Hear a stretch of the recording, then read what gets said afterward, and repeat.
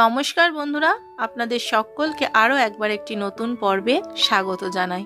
আশা করছি আপনারা সকলে ভগবানের কৃপায় এবং আশীর্বাদে ভালো আছেন আর সুস্থ আছেন। আজকে আমরা আলোচনা করব একাদশীর আবির্ভাব তিথি নিয়ে। একাদশীর আবির্ভাব কিভাবে হয়েছিল, আমরা কেন এই একাদশী ব্রত পালন করি, কী কারণে এই একাদশী ব্রত পালন করা হয় এবং কেনই বা আমরা এই একাদশী ব্রত পালন করব। আরও আপনাদেরকে জানাবো যে এই একাদশীর সৃষ্টি কে করেছিল। এই সব কিছুই আমি আজকের এই ভিডিওতে বিস্তারিত আপনাদের সাথে আলোচনা করব। তো আপনাদের কাছে আমার একটাই অনুরোধ, দয়া করে ভিডিওটা সম্পূর্ণরূপে দেখবেন, আর ভালো লাগলে চ্যানেলটা একটা সাবস্ক্রাইব করে ভিডিওটাকে লাইক করে দেবেন এবং পারলে ভিডিওটা একটু সকলের মধ্যে শেয়ার করে দেবেন। তার কারণ ভালো জিনিস শেয়ার করলে সবসময় ভালো ফল প্রাপ্তি হয়। বিশেষ করে সে তো যদি ভগবানের জিনিস হয়, তাহলে ভগবান আপনাকে দুহাত ভরে আশীর্বাদ করবে এবং আপনার মঙ্গল হবে। তাহলে চলুন এবার জেনে নেওয়া যাক একাদশীর আবির্ভাব সম্বন্ধে। বহু ভক্তগণ একাদশীর আবির্ভাব ও বৈশিষ্ট্য সম্বন্ধে জানতে চান। ঠিক সেই কারণেই পদ্মপুরাণের ৪র্থ অধ্যায়ে ক্রিয়াসাগর অংশ থেকে সেই তথ্য আপনাদের সামনে তুলে ধরা হলো। এক সময় মহর্ষি জমিনী ঋষি নিজের গুরুদেবকে জিজ্ঞাসা করলেন, হে গুরুদেব, একাদশীর জন্ম কখন হয়েছিল? তার জন্মের উৎসই বা কি? আর এই একাদশীর দিন উপোস পালনের বিধিই বা কি? দয়া করে এই ব্রত পালনের কি লাভ এবং কখন এই ব্রত উদযাপন করতে হবে তার বর্ণনা করুন প্রভু। শ্রী একাদশীর অধিষ্ঠাত্রী দেবতাই বা কে? আর এই একাদশীর নিয়ম পালন না করার অপরাধটাই বা কি? দয়া করে এই বিষয়ে আপনার কৃপা বর্জন করুন। তখন ব্যাসদেব আনন্দিত হয়ে তাকে বললেন, হে ব্রহ্মর্ষি জমিনী, একাদশী পালনের ফল প্রকৃত রূপে পরমেশ্বর নারায়ণই শুধু শুদ্ধভাবে বর্ণনা করতে সক্ষম। কিন্তু আমি তোমার প্রশ্নের সংক্ষিপ্ত উত্তর দেব। সৃষ্টির শুরুতে পরমেশ্বর ভগবান পঞ্চ মহাভূত দ্বারা স্থাবর ও অস্থাবর জীবগণকে সেই রূপ মানুষকে শাস্তি দেবার উদ্দেশ্যে পাপ পুরুষকেও তিনি সৃষ্টি করেন। আর এই পাপ পুরুষের অঙ্গ প্রত্যঙ্গ আদি নানা প্রকার পাপকার্য দ্বারা গঠন করেছিলেন।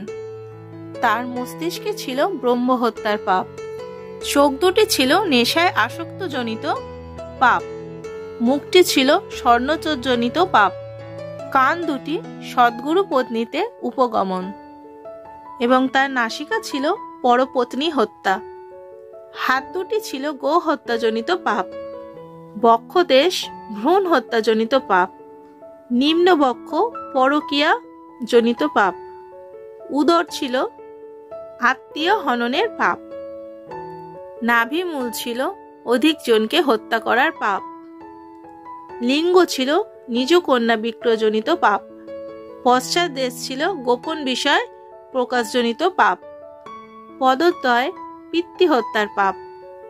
এই প্রকারের একটি বিভৎস পাপময় জীবের সৃষ্টি করেছিলেন, যার শরীর গৌর কৃষ্ণবর্ণ, চোখ দুটি পীতবর্ণ।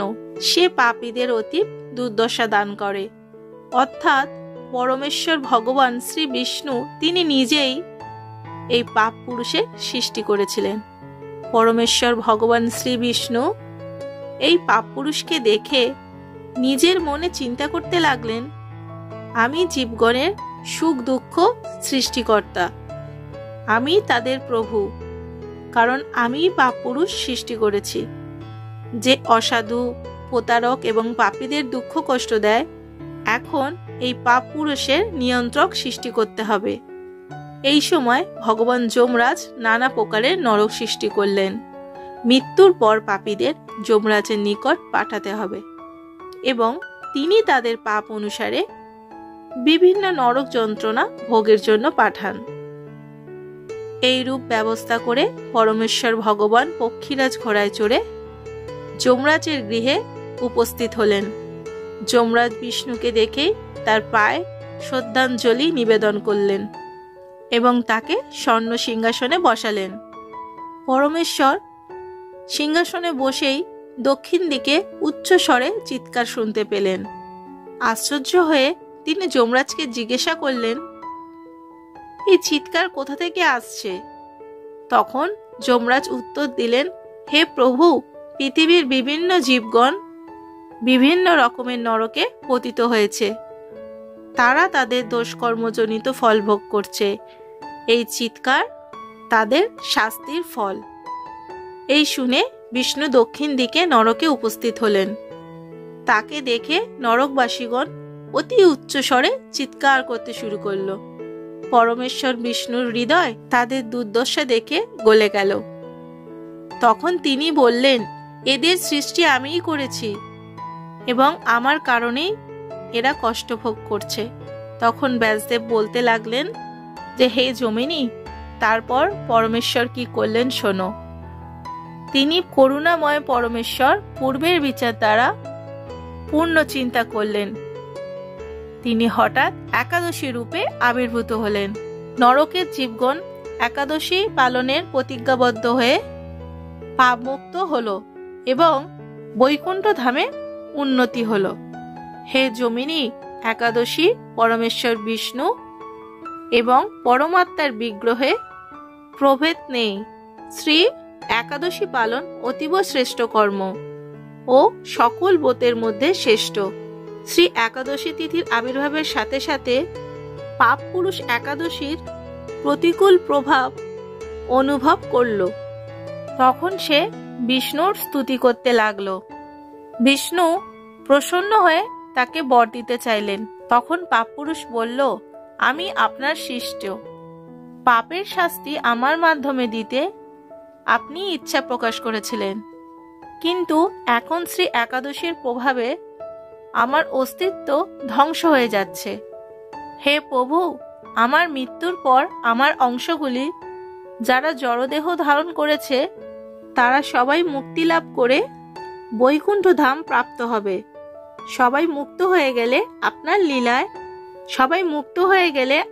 লীলায় কে অংশগ্রহণ করবে? হে কৃষ্ণ, আপনি যদি শাশ্বত লীলার প্রকাশ চান তাহলে এই একাদশীর ভয় থেকে আমায় বাঁচান। একাদশী তো আপনার বিগ্রহেরই বিস্তৃতি। এই একাদশীর ভয়ে আমি পালিয়ে মানুষ, পশু, কীট, পাহাড়, বৃক্ষ, স্থাবর ও অস্থাবর জীবগণ, নদী, সমুদ্র, জঙ্গল, স্বর্গ, মর্ত, নরক, দেবতা ও গন্ধর্বগণের নিকটে যাই, কিন্তু একাদশীর কারণে মুক্ত স্থান খুঁজে পাই না।